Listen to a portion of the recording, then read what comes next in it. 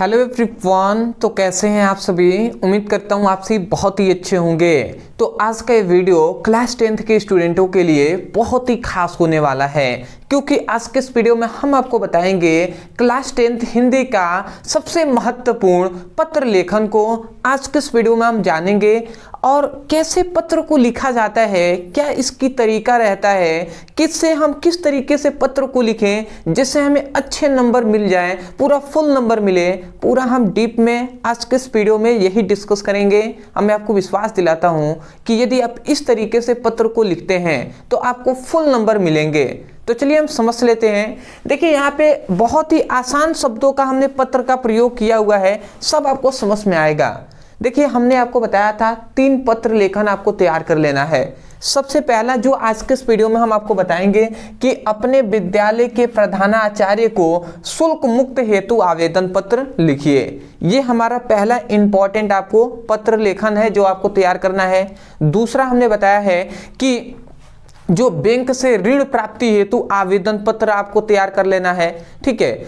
और एक और है कि गांव की सफाई हेतु, ठीक है, गांव की सफाई हेतु नगर पालिका के पास एक प्रार्थना पत्र लिखिए।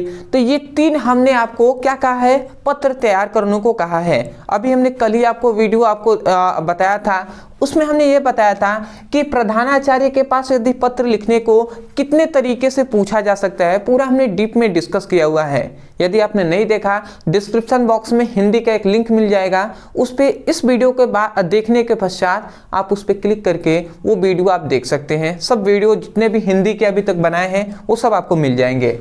अब समझते हैं कि देखिए ये तो पहले मैं कह दूं, ठीक है, कि ये मतलब भी आई है, ठीक है, ये बहुत ही इंपॉर्टेंट ये पत्र है। लगभग आपके 5 से 7 सेट बनते हैं ना, 7 सेटों में 5 सेटों में आप बिल्कुल आपको ये हर सेट में मिल जाएगा कि प्रधानाचार्य के पास, ठीक है, शुल्क मुक्त हेतु, ठीक है, मतलब शुल्क की माफी हेतु एक पत्र लिखिए। अब हम समझ लेते हैं कि कैसे पत्र को लिखा जाता है, क्या लिखने का तरीका रहता है। देखिए सबसे पहले आप लिखेंगे, कुछ भी हो, प्रधानाचार्य के पास लिख रहे हैं तो लिखेंगे सेवा में श्रीमान प्रधानाचार्य जी, ठीक है। इतनी बात आप लिखकर फिर से कॉमा देंगे। याद रखेंगे सेवा में लिखने के बाद एक कॉमा देंगे, और फिर से इसी के एकदम इसी के सोच में आपको क्या लिखना है, इसी के सिधाई में आपको फिर से लिखना स्टार्ट करना है। श्रीमान प्रधानाचार्य जी, फिर से कॉमा आपको देना है, फिर से यहाँ पे फिर से जाना है, फिर से लिखना है अपने स्कूल का नाम।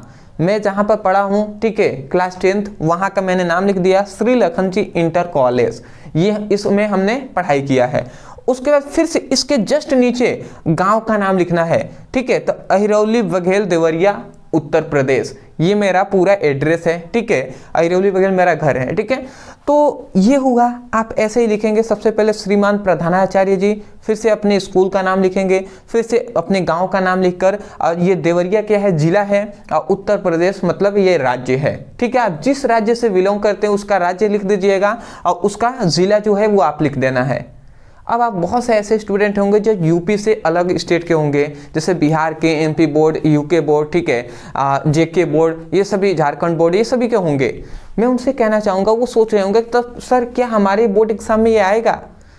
देखिए आपके बोर्ड एग्जाम में क्या, ये मतलब मैं कह सकता हूँ कि ऑल बोर्ड एग्जाम के लिए ये इंपॉर्टेंट है, क्योंकि शुल्क माफी हेतु आपका आवेदन पत्र आता ही है, ठीक है ना। यूपी बोर्ड के लिए तो इंपॉर्टेंट है ही, तो इससे बेफिक्र रहिए आप, ठीक है। अगर आपको ज़्यादा अगर दिक्कत है तो आप चेक कर लीजिए अपने जो हिंदी का मॉडल पेपर है, ठीक है, उसमें आप देखेंगे तो आपको मिल जाएगा ये पत्र, ठीक है। और देखिएगा बहुत बार ये क्वेश्चन पूछा गया है, तो ऐसे आप लिख देंगे यहाँ तक। फिर से सबसे इंपॉर्टेंट है विषय। विषय को आपको ब्लैक पेन का यूज करना है, और ब्लैक पेन से लिखना है शुल्क मुक्त, या मुक्त मतलब माफ, ठीक है। तो शुल्क मुक्त हेतु प्रार्थना पत्र, ठीक है। तो ये एक प्रार्थना पत्र है, तो शुल्क मुक्त हेतु प्रार्थना पत्र, इतना आप लिख देंगे, ठीक है। उसके नीचे अब यहाँ से आपका जो इंपॉर्टेंट है ये कि आपको कैसे लिखना है। देखिए सबसे पहले हमने लिखना है महोदय, फिर से आपको इसके जस्ट नीचे आपको लिखना है सविनय निवेदन यह है कि मैं आपके विद्यालय का, ठीक है। अपने को समझ में आया, हमने क्या लिखा, महोदय, फिर से सविनय निवेदन है कि मैं आपके विद्यालय का कक्षा 10वीं का एक छात्र हूं। ठीक है, ऐसे आप लिख देंगे। क्लास 10th के लिए हम लिख रहे हैं ना, तो इसलिए कक्षा 10वीं का एक छात्र हूँ। मेरे पिताजी एक छोटा किसान, मतलब छोटे किसान है। मेरे पिताजी क्या है, एक छोटे किसान है। ठीक है, छोटे का मतलब ये है कि मतलब बहुत ज़्यादा मेरे पास खेत नहीं है मेरे पिताजी के पास, जिसके कारण वो बड़ा जो क्या कर सके, खेती कर सके, इसलिए छोटे किसान है। ठीक है, क्योंकि आप सोचिए शुल्क माफी हेतु यदि आवेदन पत्र लिख रहे हैं, इसका मतलब आपके फैमिली गरीब होना चाहिए ना, इसके कारण। ठीक है, तो ये सब कुछ आपको दिमाग में थोड़ा सोचना है, उसके बाद ही लिखना है। तो देखिए यहाँ तक तो आपको लिखना है, उसके बाद यहीं से आपको बनाना है। तो वही मैं लिखा हूँ, मेरे पिताजी एक छोटे किसान हैं और वह अपना आय से बहुत मुश्किल से अपने परिवार का पालन पोषण करते हैं, लेकिन इस बार सूखा पड़ जाने के कारण फसल नष्ट हो गया है। ठीक है, जिसके कारण घरों की दैनिक स्थिति अच्छी नहीं है।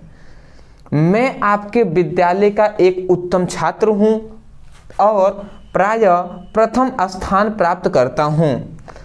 अतः आपसे विनम्र निवेदन है कि यह वर्ष के सभी विद्यालयों का मतलब इस वर्ष के, ठीक है, इस वर्ष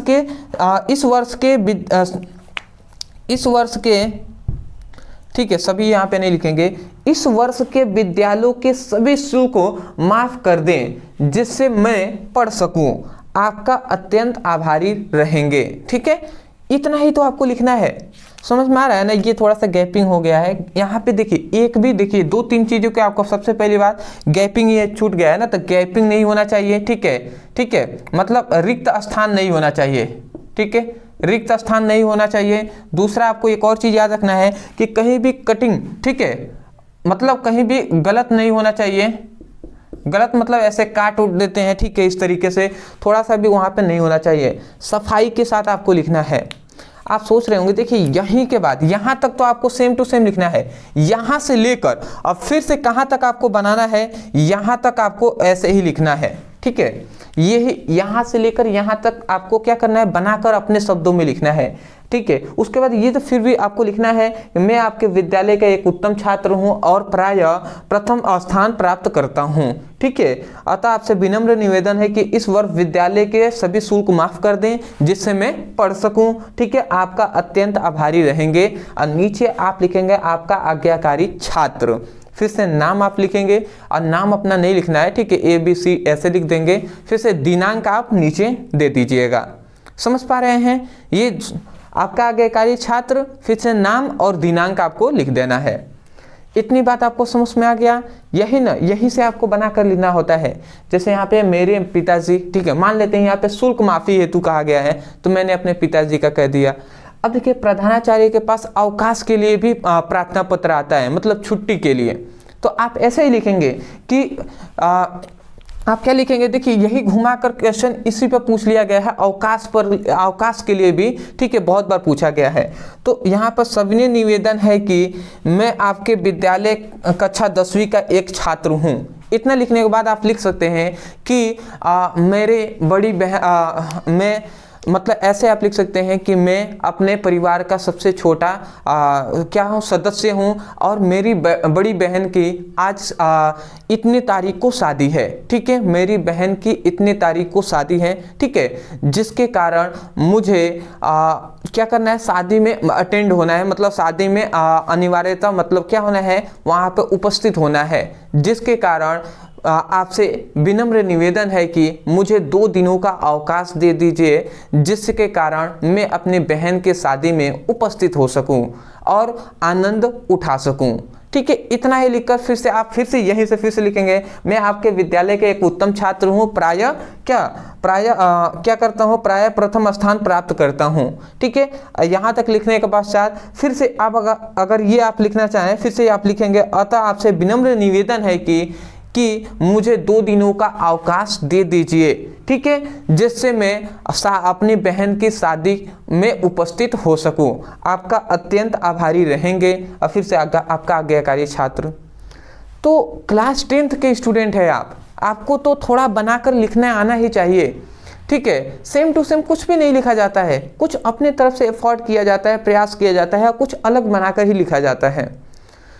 मैं आशा करता हूँ कि आपको इस वीडियो से कुछ हेल्प मिला होगा। मैं यही कहूँगा, यदि आपको इस वीडियो से कुछ हेल्प मिला हो तो वीडियो को लाइक कीजिएगा, चैनल पर नए होंगे तो चैनल को सब्सक्राइब कर दीजिएगा।